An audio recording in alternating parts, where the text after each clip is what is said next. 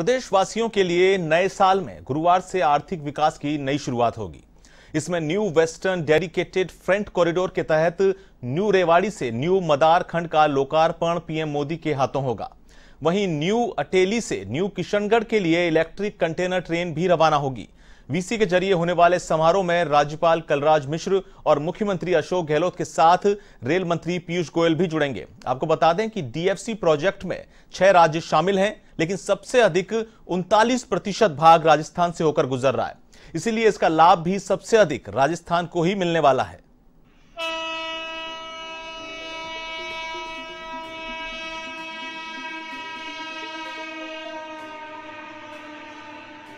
प्रदेश के आर्थिक विकास की ओर यह नया कदम है। इसमें 306 किलोमीटर लंबे न्यू रेवाड़ी से न्यू मदार खंड का लोकार्पण शामिल है। इसके साथ ही double stack long haul container train भी दौड़ेगी। न्यू रेवाड़ी न्यू मदार खंड 79 किलोमीटर हरियाणा से 227 किलोमीटर राजस्थान से होकर गुजर रहा है। इसीलिए इसका ज्यादा लाभ भी राजस्थान को ही मिलेगा। 2006 में जापान के सहयोग से केंद्र सरकार ने वेस्टर्न डेडिकेटेड फ्रंट कॉरिडोर की शुरुआत की थी। हरियाणा, उत्तर प्रदेश, राजस्थान, मध्य प्रदेश, गुजरात और महाराष्ट्र, इन 6 राज्यों से यह कॉरिडोर गुजर रहा है। सबसे खास बात यह है कि राजस्थान में इसका 39% हिस्सा है, जो दूसरे सभी राज्यों से ज्यादा है। इसीलिए प्रदेश सरकार ने इस प्रोजेक्ट का पूरा लाभ उठाने और तत्परता से कार्य करने के लिए अलग से डीएमआईसी विभाग ही बना दिया। हालांकि हाल ही में गहलोत सरकार ने डीएमआईसी को रीको में मर्ज किया है। डीएमआईसी प्रोजेक्ट में प्रदेश के 22 जिले आते हैं। इन जिलों में प्रदेश का 60% हिस्सा कवर हो जाता है। प्रदेश के औद्योगिक संगठनों के प्रतिनिधियों ने इस प्रोजेक्ट में भागीदारी के लिए केंद्र और राज्य की सरकारों की सराहना की है। राजस्थान के प्रमुख शहर जयपुर, अजमेर, उदयपुर, जोधपुर, किशनगढ़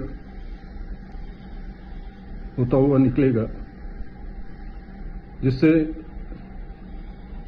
राजस्थान का नमक उद्योग, मार्बल उद्योग, क्योंकि देश का लगभग 95%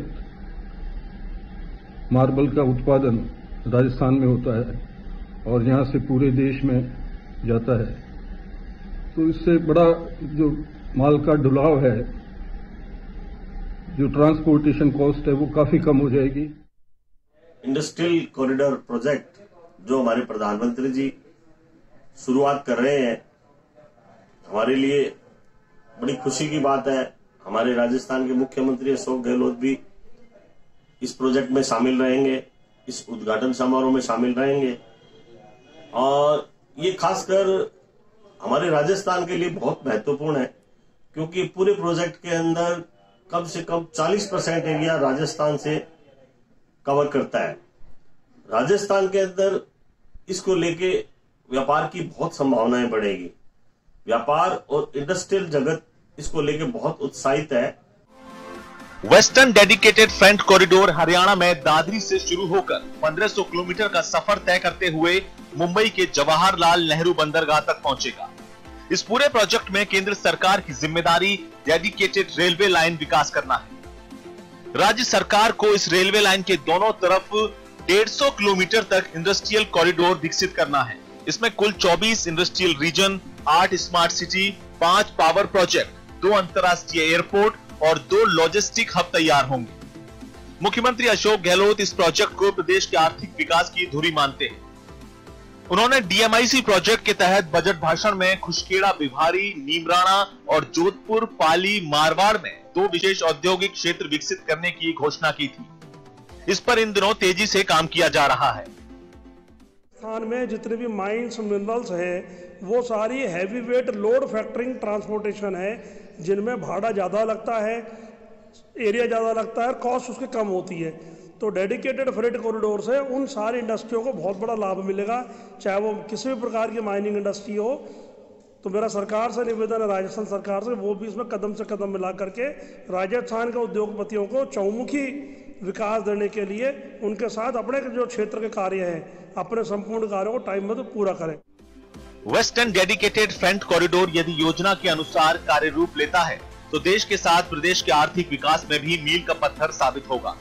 इससे प्रदेश के मार्बल, टेक्सटाइल, खनिज, सीमेंट, सिरेमिक, पेट्रोलियम और फूड इंडस्ट्री को नई दिशा मिलेगी। यह प्रोजेक्ट सरकार के लिए राजस्व और प्रदेशवासियों के लिए रोजगार के नए अवसर भी उपलब्ध कराएगा। A1 टीवी के लिए बीके शर्मा की खास रिपोर्ट।